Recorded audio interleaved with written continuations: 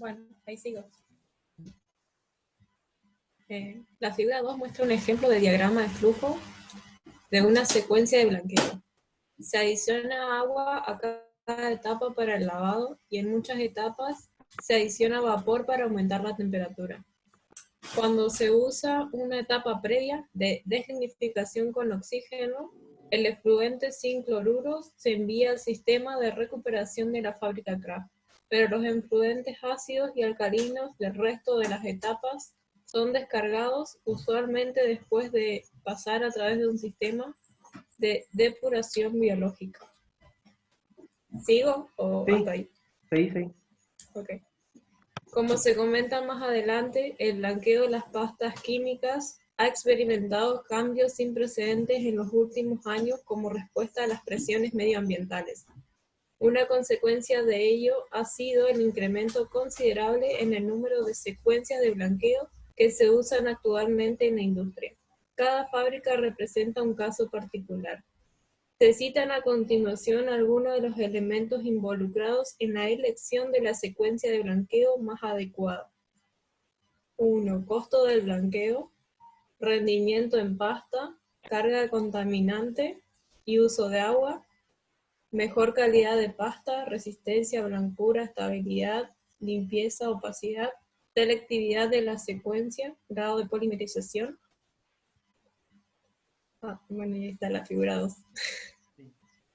Bueno, básicamente nada que no hayamos comentado hasta anteriormente. Y lo único que adelantó es que más el libro posteriormente va a tratar la cuestión ambiental. ¿Sí? O sea, ¿qué cuestiones tenemos que tener en cuenta para elegir un determinado proceso de blanqueo? Y el costo del blanqueo, el rendimiento, la carga contaminante, que eso va a estar dado por la legislación del lugar donde estemos, mejor calidad de pasta, etcétera, etcétera. Cuestiones casi obvias. ¿Sí? Acá, por ejemplo, vemos un diagrama donde cada uno de estos cuadros que vemos representa una etapa con todas las cuestiones que nosotros habíamos mencionado en esta figura. ¿Sí? Todo esto es una etapa, ¿sí? Que acá está representado con cada uno de estos cuadritos. ¿Sí? Acá tendríamos 5 etapas, por ejemplo. Entonces nosotros tenemos diagrama de flujo de un blanqueo de pasta química. Este es un ejemplo.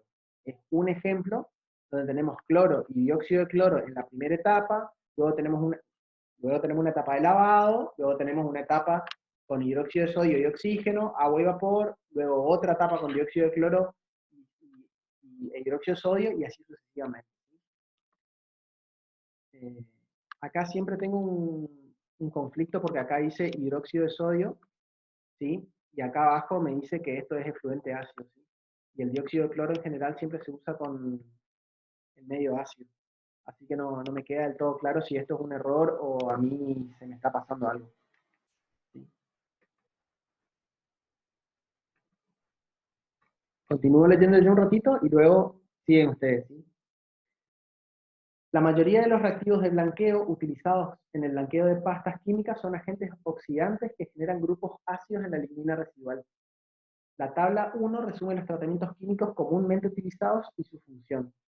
Si una etapa de blanqueo se realiza en condiciones ácidas, por ejemplo, cloración, dióxido de cloro, mezclas de cloro y dióxido de cloro, ozono, se continúa por una extracción alcalina. Soda es ahí, a sola, claro, una extracción alcalina sola, reforzada con oxígeno, con peróxido de hidrógeno o con ambos, para eliminar productos de degradación de la lignina ácidos insolubles en agua. Eso es lo que le mencionaba anteriormente, ¿sí? Lo que le mencionaba más arriba, de que en general se iba alternando el pH de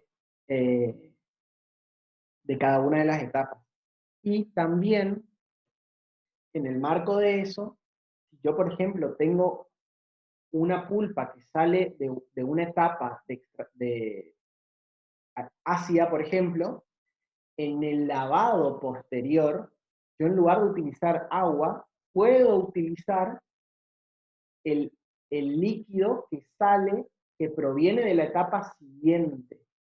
Es decir, si yo tengo una etapa, a ver, vamos más arriba. Acá. Si yo tengo esta etapa, ¿sí? Que es ácida. Yo acá en el medio tengo una etapa de lavado, ¿cierto? En lugar de utilizar agua, yo podría utilizar este efluente alcalino en esta etapa de limpieza, entonces ya voy neutralizando el ácido que proviene de esta etapa y que se arrastra con la pulpa, ¿sí? De esa forma, cuando yo ingreso en la etapa siguiente, ya la pulpa está neutralizada, ya no tengo restos importantes de ácido que me puedan consumir este hidróxido que yo necesito para esta etapa. ¿Me explico? Sí. Sí, sí. Sí, sí.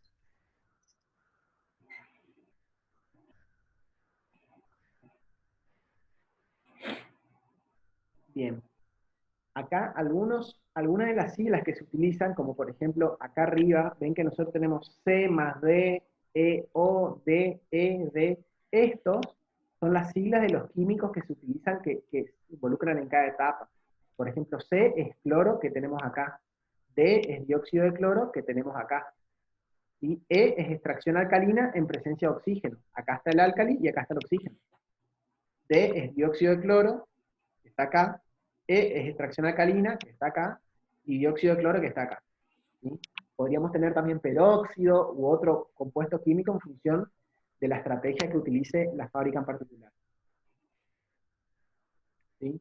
Acá algunas de las siglas utilizadas son A para tratamiento ácido, B para borohidruro, que no vimos nada todavía, C para cloro, D para dióxido, C más D o D más C para mezcla de dióxido de cloro y cloro, ¿sí? Y así sucesivamente. E, extracción alcalina, H, hipoclorito, P, peróxido, Q, la Q es tratamiento con agente quelante de metales, ¿sí? Los quelantes son compuestos que reaccionan con los metales y se llaman quelantes, algunos también los llaman secuestrantes, aunque a mí me parece que son cosas distintas, ¿sí?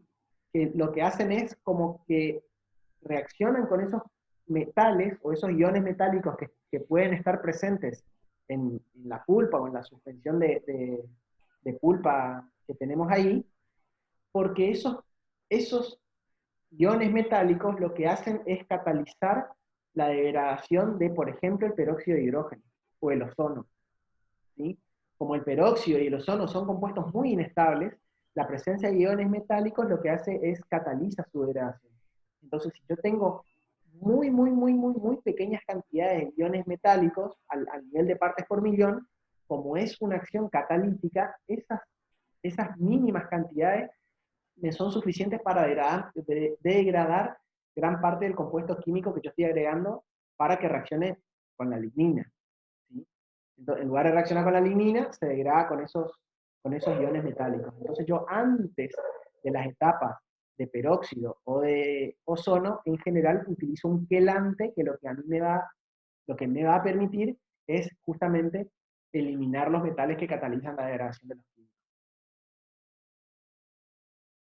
¿Sí? Acá, si quieren profundizar un poquito respecto a cuáles son las funciones y cómo actúan cada uno de los compuestos químicos, ¿sí? Cómo funciona, cuáles son las ventajas y cuáles son las desventajas, les recomiendo que miren esta tabla. Más abajo tenemos también la clasificación de los reactivos del blanqueo en función a su reactividad con la lignina, su reactividad con, fíjense acá tenemos el cloro, el dióxido de cloro y el ozono, etcétera, ¿sí?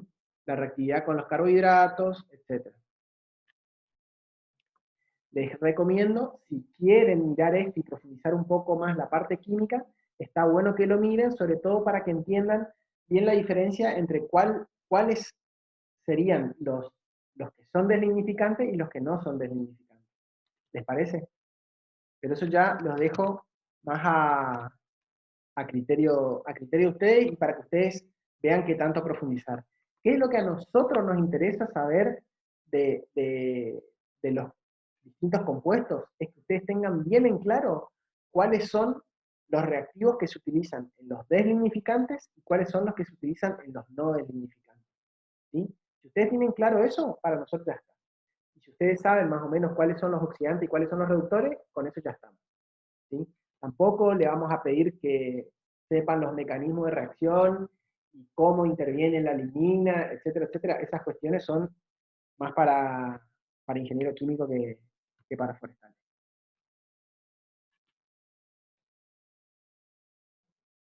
Entonces, si ustedes en su examen me dicen que pueden utilizar dióxido de cloro en el blanqueo de una pulpa mecánica, ¿sí? Nosotros paramos su examen ahí y le vamos a preguntar 30 veces por qué y qué tipo de acción tiene el dióxido de cloro, si es deslignificante o no deslignificante, ¿sí? Hasta que ustedes nos puedan decir, justificar por qué yo utilizaría dióxido de cloro en una pulpa mecánica. Ahora bien, dióxido de cloro es deslignificante, ¿sí? Al ser deslignificante dijimos que íbamos a utilizar o no en la pulpa mecánica. No, Correcto. se usa un producto para modificar los grupos cromóforos. Como por ejemplo, habíamos mencionado algunos. El peróxido y el ozono.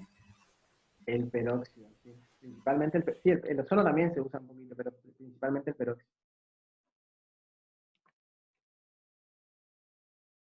Bien, ¿dónde estaba lo de acá? La problemática de la contaminación en las plantas de blanqueo. Y acá, antes de empezar, voy a hacer una pausa, ¿sí? Qué importante es entender quién escribe y cuál es el posicionamiento de la persona cuando escribe algo al respecto de un tema, ¿sí? Si nosotros queremos tener una visión súper amplia de un tema, tenemos que leer muchos autores con distintos puntos de vista y que analicen la realidad desde, una vez más, desde diferentes puntos de vista. Con esto yo no estoy diciendo que lo que nosotros vamos a leer acá es mentira. No, de ninguna manera, no es mentira lo que está diciendo. Pero para mí, utiliza algunos adjetivos o por la forma en la cual está redactado, que es tendencioso, ¿sí? Tiende a que el lector se posicione hacia la posición, valga la redundancia, que tiene el autor o los autores, ¿sí? Dicho esto, y acá lo menciono porque me pareció bastante obvio y porque acá cuando hablamos de problemática de la contaminación en las plantas de blanqueo, hay una cuestión social y una cuestión política también de fondo que escapa por ahí o excede a lo que es el conocimiento estrictamente técnico, ¿sí? O sea, yo puedo tener un posicionamiento técnico respecto de que algo es mejor que otra cosa, pero detrás de eso hay un posicionamiento político y mi discurso puede o no favorecer, o sea, puede favorecer a determinados grupos o a otros grupos, ¿sí? Entonces, dicho eso, ¿quién quiere continuar con la lectura? De ahí sigo. Bien. Problemática de la contaminación en la planta de blanqueo. La planta de blanqueo es el foco más importante de contaminación acuosa en la fábrica de pasta.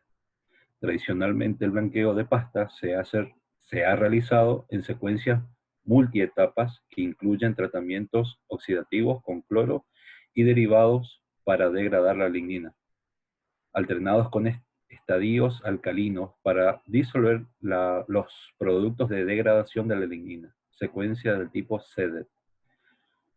El cloro se ha usado en la primera etapa durante más de 50 años, principalmente debido a su bajo coste y a su muy efectiva y selectiva reactividad hacia la lignina. Este proceso convencional que consume cantidades importantes de agua del orden de 60 a 100 metros cúbicos por tonelada sería, por ¿qué sería la TI? Por tratamiento. Genera un gran volumen de efluentes con una gran carga contaminante. Durante el proceso de blanqueo se disuelve aproximadamente un 5 a 10% del producto crudo. Los efluentes generados no pueden ser recirculados en los circuitos de recuperación de la fábrica, debido a su dilución y a la presencia de cloruros que originan graves problemas de corrosión. Tradicionalmente eran desechados, estimándose que la sección de blanqueo era responsable del 50-70% de la contaminación acuosa de una fábrica de pasta craft. Ahí que sería 45%, no sé exactamente las siglas que serían estas. Sí, 45 de la DBO, 40 de la materia en suspensión, 60 de la DQO. Todavía no vimos efluente, así que Sí. está bien si no conocen eso. Bien. 60% de color y 100% de agua. Sí. Y bueno, y ahí dice alrededor del 80% de la DBO, el 95% del color total y las propiedades tóxicas y mutagénicas atribuibles a la sección de blanqueo provienen de los dos primeros estadios de la secuencia convencional, cloración y extracción alcalina. Ahí pausa. ¿Sí? Sí. Pausa. ¿Sí? ¿Qué es lo que está diciendo hasta acá? A ver. Les voy a mencionar simplemente para que sepan de qué es lo que estamos hablando acá cuando hablamos de DBO. DBO es demanda biológica de oxígeno o bioquímica de oxígeno. ¿Sí? Es la cantidad de oxígeno que los microorganismos necesitan para degradar un determinado efluente, la materia orgánica de un efluente, ¿cierto? Entonces, mientras más carga orgánica tiene, más oxígeno van a necesitar los microorganismos para degradar esa materia orgánica. Entonces, la demanda biológica de oxígeno o bioquímica de oxígeno es una medida indirecta de la carga orgánica que tiene un efluente. Pero ¿cuál carga orgánica? La que es degradable por microorganismos. Porque hay otra carga orgánica que no pueden degradar los microorganismos porque están presentes en una determinada forma que los microorganismos no la pueden degradar, y esa se mide mediante la DQO, que es la demanda química de oxígeno. ¿Sí?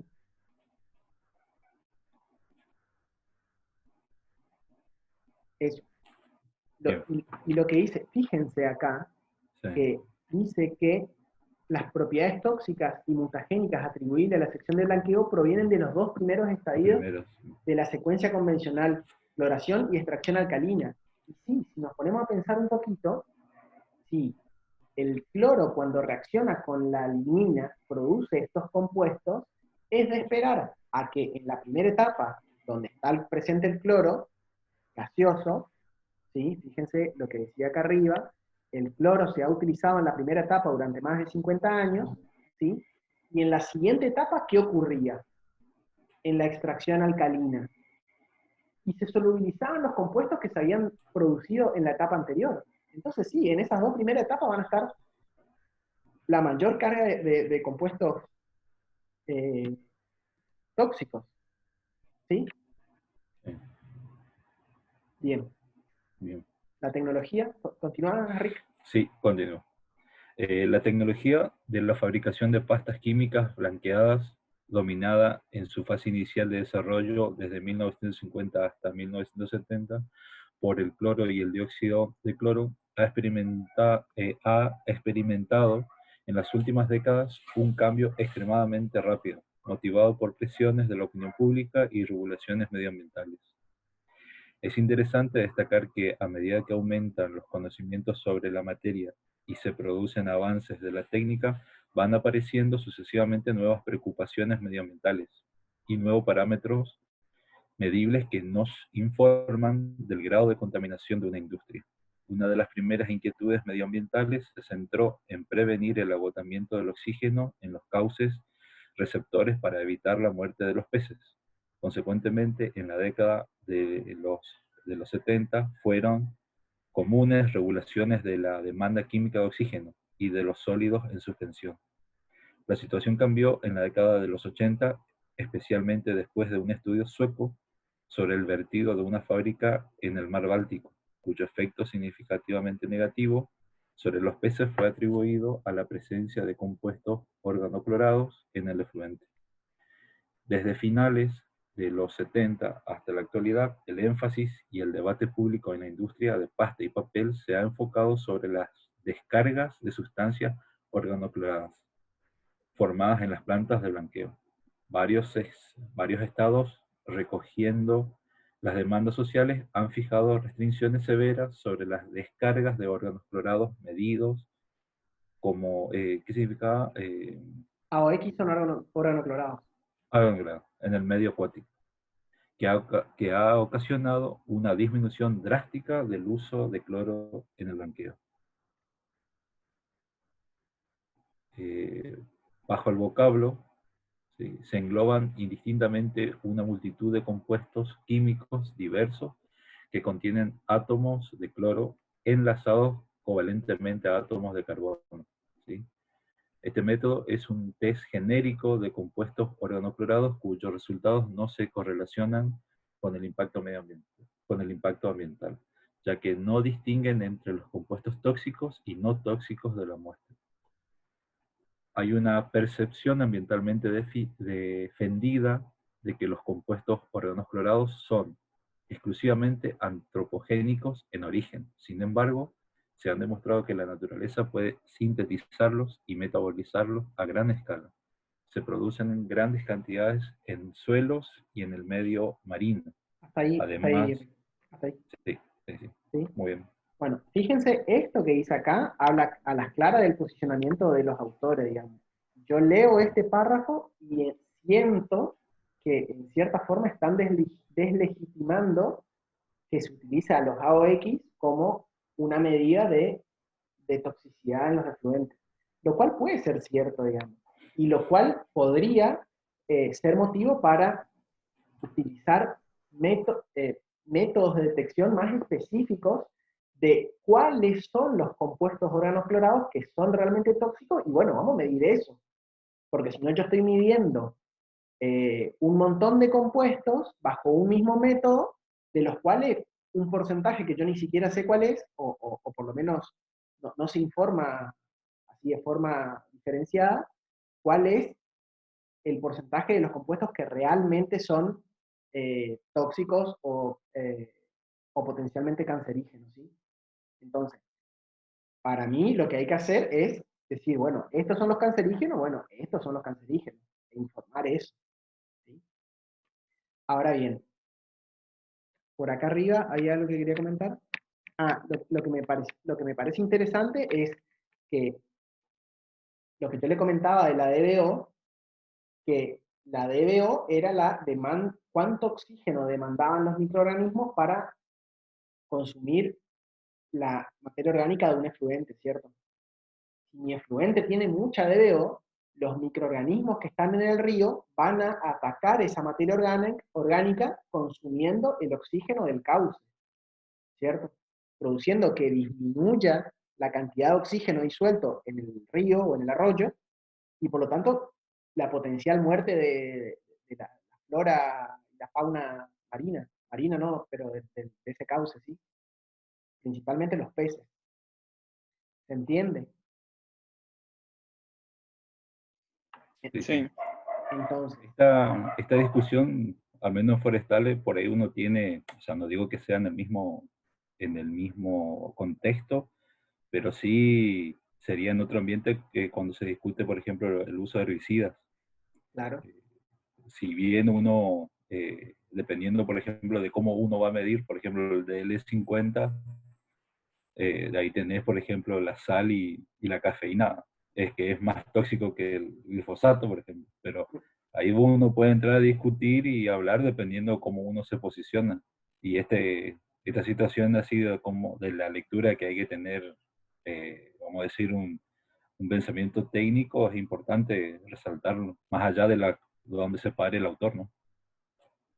Claro, vos me preguntás a mí qué es lo que yo creo, y por ejemplo, funciona a el conflicto que hubo en Bosnia, por ejemplo, en 2007, con la fábrica que se instaló en Fray Bentos, ahí enfrente a Gualeguaychú, que hubo 80.000 conflictos entre Argentina y Uruguay, que hasta incluso cortes internacionales, ¿viste? La corte de la Sí, Haya, el si no me puente. equivoco. Sí, el puente cortado muchísimo tiempo, Sí. etcétera, etcétera. Campaña grandísima de no a la papelera, etcétera. Un conflicto que tuvo visibilidad internacional. Bueno. Ustedes me preguntan a mí, y acá ya aclaro que estoy hablando de mi punto de vista, Botnia, o hoy por hoy es UPM, digamos, la fábrica esa de Fray Bentos tiene o tenía en el momento de la instalación la mejor tecnología de toda Sudamérica probablemente. ¿Sí? En el momento de su instalación, en 2017, hace 13 años, en 2007, perdón, hace 13 años. ¿Sí? Y hoy seguramente que tiene mejores tecnologías que, ni hablar, ¿no? Lo que estoy diciendo, por lejos mejores tecnologías que Alto Paraná y que Papel Misionero. Bueno, Papel Misionero no tiene blanqueo, ¿no? Pero que Alto Paraná seguro. Y ni hablar de la fábrica que estaba en Piraí antes, que ni siquiera tenía tratamiento de fluentes. Entonces, ustedes me preguntan a mí, ¿cuál es el problema? Si el problema es la contaminación, y la fábrica, o sea, tenemos peores fábricas en Argentina y nadie decía nada. ¿Sí? Entonces, en realidad, yo creo que hay un doble discurso ahí. Me parece que estamos viendo el, como dicen, el pelo en el huevo, pero porque el huevo es del otro, digamos, ¿no? Claro. ¿Sí? En ese sentido, si ustedes me preguntan a mí, yo preferiría que haya más fábrica como el ex Botnia, digamos, la de Fray Bento, y menos fábrica como la que antes había en Piraí, la de celulosa argentina, después de Seamse, bueno, que cerró hace como 8 o 9 años, no me acuerdo bien cuánto. O sea, indiscutible, digamos, el nivel tecnológico y el nivel de contaminación que tiene por tonelada de pulpa es muchísimo menor. Ahora bien, el problema, para mí, el problema es que no es lo mismo que yo tenga esa fábrica que tiene un determinado nivel de emisión sobre el río Uruguay, que tiene un determinado caudal, que sobre el río Paraná, que tiene otro determinado caudal. ¿Sí? Y no es lo mismo que eso se esté emitiendo en un cauce donde hay mucha población a los alrededores o poca población a los alrededores. ¿Sí? Porque estamos hablando de una descarga puntual importante. ¿Por qué una descarga puntual importante? Y por la escala. La escala de esas fábricas son monstruosas, ¿sí? 4 veces más que Alto Paraná. Entonces, eh, estamos hablando de mucha cantidad, aunque sea muy eficiente, aunque sea mucho más eficiente por tonelada de pulpa, no deja de ser mucha carga contaminante en un río con menos caudal. ¿Sí? Esas cuestiones también tienen que discutirse. Y ahora bien, con el tema de los glifosatos, por ejemplo, perfecto. Yo no sé cómo se hizo esa comparación con el azúcar o con la cafeína. ¿Sí? Nos tendría que leer el Cafeína y artículo. aspirina, decía, sí. Bueno, tendría que leer el artículo como para tener una opinión más crítica respecto al rigor científico con el cual se hizo. Pero tengamos en cuenta las dosis más o menos normales de aspirina y cafeína, dijiste, ¿no? Sí, cafeína y aspirina es lo que aparece en la tabla de DL50. Perfecto. Están, no sé, 5.000, 7.000 son las unidades de cafeína y el glifosato está a 3.000, creo que está, o un poquito más abajo. ¿Y eso qué serían partes por millón que se incorporan o qué? Exacto, sí, viste que el DL50 mide la cantidad necesaria del elemento químico para eliminar una población que es de estudio, que es la que está haciendo El la 50%. muestra viva, que elimina la cantidad que elimina la población, el 50% de esa población. Y bueno, y ahí obviamente que supera al cafeína como sustancia, supera, según el informe, ¿no? Y creo que en la FAO está Puede esa ser. tabla. Sí, está en la FAO, si no mal recuerdo. Y bueno, y ahí uno, como usted dice, el tema de cómo uno se posiciona y uno lo especifica y lo habla desde el punto, desde lo técnico que uno debe manejar, empieza a tener sus pros y contras, quién está a favor y quién no, y podemos discutir así. Y después está también el tema del uso de los herbicidas, el mal uso que se le da y obviamente que trae todo su consecuencia. Bueno, pero es largo y tendido y que hoy justamente también está en boca de la sociedad. Sí, totalmente. A ver, en cuanto al glifosato, digamos, para mí, y en cuanto al uso que decías vos, y haciendo una analogía con lo que les mencionaba de Botnia, el problema para mí es la cantidad que se usa por metro cuadrado o por hectárea, ¿sí? Y que muchas veces, para garantizar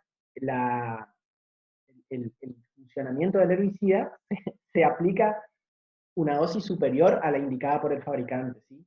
O a la indicada por las organizaciones ambientalistas, ¿sí? Bueno, que las organizaciones ambientalistas directamente no recomiendan su uso.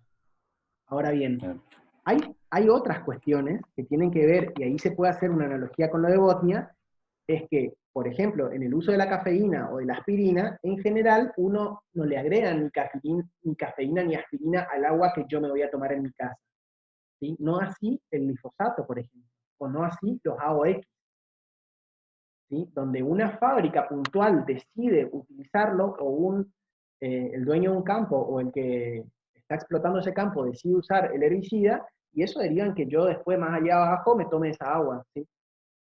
Siendo que a mí nadie me preguntó si yo quería el glifosato o AOX en el agua. Con la cafeína no ocurre lo mismo. En general es uno el que decide tomarse un café o no. ¿Me explico? O si yo me compro un alimento, viene indicado que tiene o no cafeína. ¿Se entiende? A lo que voy. Con el poder de decisión de las personas respecto a vos decir, bueno, hasta dónde hay una decisión individual donde yo digo, quiero tomarme un café, ¿sí? O que un tercero me imponga o contamine el agua que después voy a terminar consumiendo yo. ¿Sí? Claramente, igual esto está legislado, hay máximos permitidos, etcétera, etcétera, que también, una vez más, se puede discutir. Y las personas que van y sancionan leyes no son siempre personas recontra imparciales que solo que no defienden intereses de ningún sector en particular, no. Las personas que están ahí también defienden intereses en particular, así como, por ejemplo, el autor de este libro, los autores de este libro, también tienen su posicionamiento tomado al respecto. ¿Sí? No crean que los políticos o las personas científicas, los científicos que escriben libros, son personas salidas de un repollo que no tienen sus intereses personales. ¿Sí? O sea, eso ocurre, digamos. En ese sentido, digamos, me parece que, como decía Rick, digamos, da para charlar largo y tendido, digamos. Y no nos olvidemos que detrás del uso de los herbicidas, también está el tema de la semilla, porque ese herbicida es lo que es porque hay una semilla que es resistente a ese herbicida, entonces vos podés plantar, fumigás con ese herbicida, pero a esa semilla en particular, a esa y no a otra, va a germinar igual, digamos, ¿sí? Y capaz que el que te vende la semilla, el que te vende el herbicida, el herbicida, la misma empresa, ¿no? Sí, eso es así. Bueno, Para rato para discutir, para charlar. Es interesante. Totalmente. A mí me reinteresa, digamos, a ver, y en ese sentido, en un mundo, y con esto vamos a ir cerrando el tema porque si no nos vamos mucho por las ramas, en un mundo globalizado y en un mundo capitalista en el cual las personas individualmente toman decisiones de ponerle Roundup o el herbicida que fuese a su parcela para ser más competitivos, y te ponen ese producto en la puerta de tu casa a un determinado precio, es imposible que una persona que utilice un medio, no me sale la palabra ahora, orgánico, ¿sí? sin estos químicos, pueda ser competitivo con este otro que tiene hectáreas de plantación y rinde mucho más grande. ¿Sí? Entonces, en ese marco, vos decís, ah, no, pero vos sos libre de producir sin esto. Sí, más. Sí, Porque pero en un está mundo... coaccionado. ¿Cómo? Uno está coaccionado, o sea, te dicen que eso tener la libertad, pero en el mercado está coaccionado a que tenés que hacer así. Si no, no. Totalmente. Sí. No podés competir, ¿entendés? No podés competir. Y del otro lado, que están los clientes o los consumidores, ¿sí? que perfecto, vos me preguntás a mí y si me gustaría consumir orgánico, y la verdad que sí, capaz que sí, digamos, pero si me sale 10 veces más, y no sé, voy a entrar en duda, ¿entendés? Sobre todo si hay una amplia gama de personas, incluso de científicos, que me están diciendo que esto otro no es tóxico. ¿Entendés? Entonces yo decía, no, ¿sabes qué? Voy a consumir este, si igual todo el mundo dice que no es tóxico.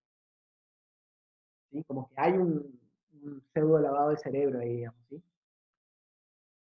Y una vez más, así como los políticos que votan leyes y las personas que escriben libros, el periodismo tampoco es 100% imparcial y también defiende determinados intereses. ¿Sí?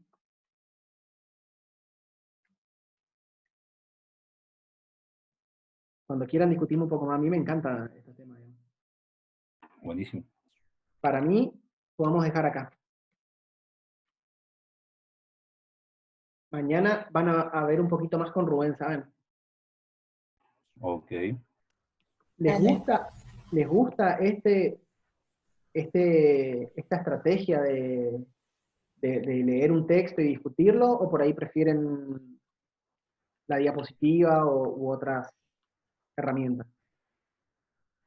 Y depende del tema, o sea, está bueno cuando, al menos para mí, cuando se pone un poco denso con algunas cuestiones, depende del manejo de cada uno, se hace más llevadero porque hay charlas y hay paradas y bueno, y hay reajuste de la lectura, o sea, que uno por ahí, si uno lo lee en forma personal, puede ser que sea un poco más lento, y así en grupo, bueno, pero dependiendo del tema, ¿no es cierto? Hay temas que por ahí más importantes con un esquema que donde se ve todo, el todo, y bueno, pero acá creo que está bueno para este tema, se presta, Para es este mi tema. opinión. Bueno, ¿el resto más o menos coincide? Sí. Sí, sí. No les pareció tan plomo la clase, digamos, con la estrategia, digamos? No, estaba buena, No, sí. estuvo buena. Bueno, sí, quedamos así entonces, chicos.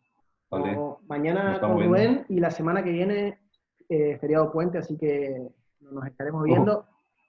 Y creo, si no me equivoco, que ya esta sería la última clase conmigo. ¿Sí?